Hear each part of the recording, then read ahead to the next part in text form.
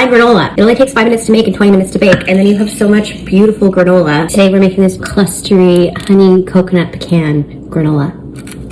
It's so good. Let me show you how to make it. We're making a banger today. Starting off with 3 cups of oats, cup of hemp seeds, cup of pecans, decent sized chunks, but not like too small and not too big. Cup of coconut chips, cup of sunflower seeds, cup of sliced almonds, cup of pumpkin seeds, about a half cup of chia seeds, quarter cup of ground flax seeds, and a half cup of wheat bran. That's basically it for our dry ingredients. Now we're just going to season it. A teaspoon of cinnamon, half a teaspoon of ginger, and a pinch of nutmeg. Give these all a little bit of a stir so everything gets incorporated. And then we're just going to move on to our wet ingredients, throw it in the oven. It's so fast, there's no excuse for you not to make your own granola. If you do, I'm disappointed in you.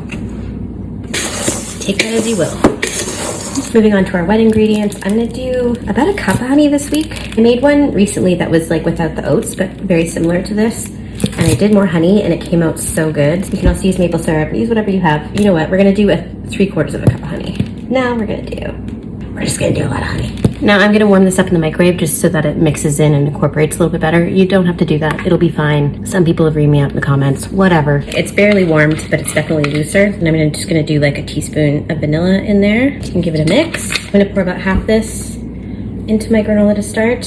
And then I'm just gonna mix in about a 1/4 cup of olive oil, or any neutral oil will do. I know olive oil is not neutral. My oven is preheated to 350 right now. And then once we give this a stir, we're just gonna throw it on a baking sheet, toss it in the oven. Pour in the rest.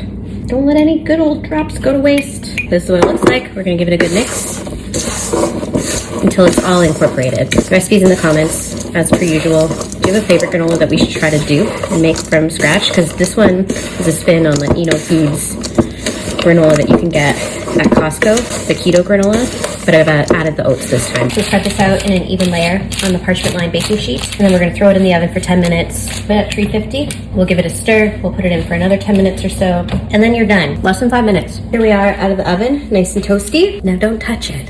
Don't touch it for at least an hour. It's gonna completely cool, and then we'll just pack it up. It's good for about 2 weeks. Here's our finished product.